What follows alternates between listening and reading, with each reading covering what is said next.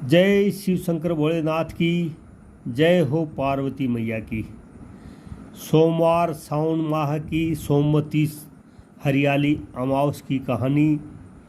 बहुत वर्ष पहले की बात है। एक गांव में एक गरीब ब्राह्मण परिवार में उसकी पति पत्नी और उनकी एक पुत्री निवास करते थे। सारा परिवार प्रभु भक्ति में लीन रहता था। उनकी पुत्री सुंदर, संस्कारी और गुणवान थी। वह उसके लिए वर की तलाश कर रहे थे, किंतु निर्धन होने के कारण उसके विवाह में अड़चनें आ रही थी। प्रभु कृपा से उनके घर में एक महात्मा आए। उस कन्या की सेवा भावना से खुश होकर उन्होंने उसे आशीष दिया। तो उस लड़की के पिता ने कहा, महात्मा जी, बहुत समय से हम अपनी लड़की के लिए वर की तलाश कर रहे हैं, मगर हमारी गरीबी की वजह से बार बार बात बनते बनते रह जाती है। कृपया आप बताएं कब हमारी बेटी के हाथ पीले होंगे। महात्मा जी ने उस लड़की का हाथ देखा और बोले, इस लड़की के हाथ में तो विवाह की रेखा ही नहीं है।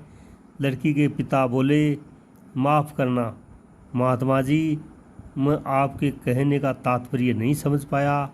महात्मा जी ने कहा, इस लड़की के भाग्य में विवाह का सुख नहीं है।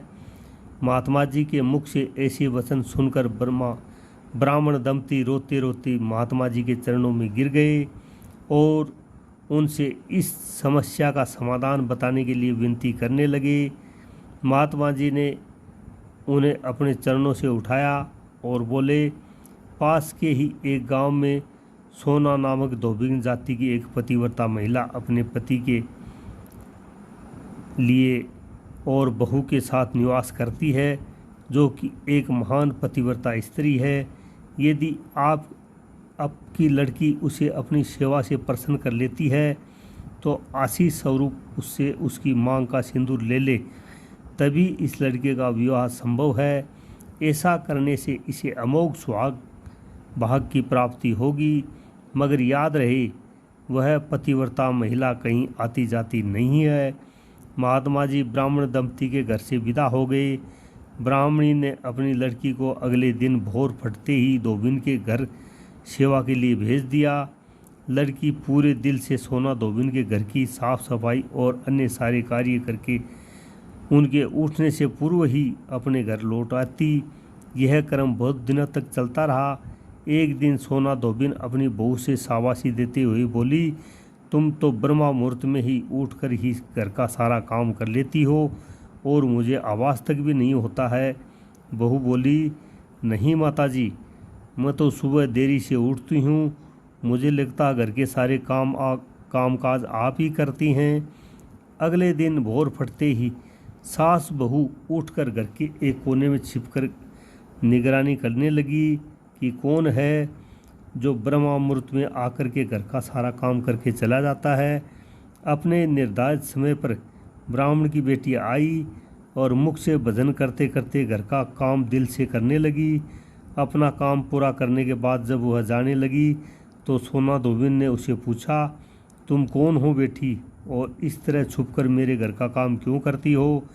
ब्राह्मण की लड़की ने उन्हें महात्मा के द्वारा कही गई सारी बात बताई। सोना धोबिन पतिव्रता होने के साथ साथ नेक दिल की भी थी। वह उस लड़की की मदद के लिए तैयार हो गई। उस दिन सोमवती अमावस्या थी। वह उस लड़की के साथ बिना अंजल ग्रहण किए उसके घर की ओर चल पड़ी। उसने सोचा रास्ते में कहीं पीपल का पेड़ मिलेगा तो उसे भौंरी देकर और उसकी परिक्रमा करके ही जल ग्रहण कर लेगी।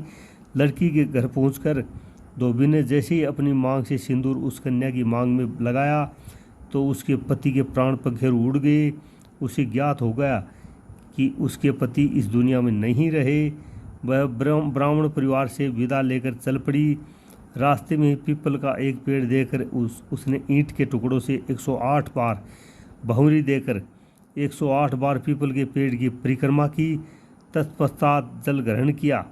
तभी उसके पति की मृत देह में प्राण लौट आए। सोमवती अमावस्या के दिन अपने मनोरथ को पूर्ति करने के लिए धोबी परिवार को भेंट इत्यादि देने का भी विधान है। जिस तरह से उस धोबिन के पति जिंदा हो गए, उसी तरह से और जिस तरह से उस लड़की को सुहागिन होने का वरदान मिला। इसी तरह से कहानी कहने वाले और सुनने वाले सभी को इस तरह का प्रतिफल मिलता रहे और सभी को समृद्धि, सुख और वैभव की प्राप्ति होती रहे। अगर कहानी अच्छी लगी हो तो लाइक करें, सब्सक्राइब करें, शेयर करें। धन्यवाद। जय शिव शंकर भोले की जय हो, पार्वती मैया की।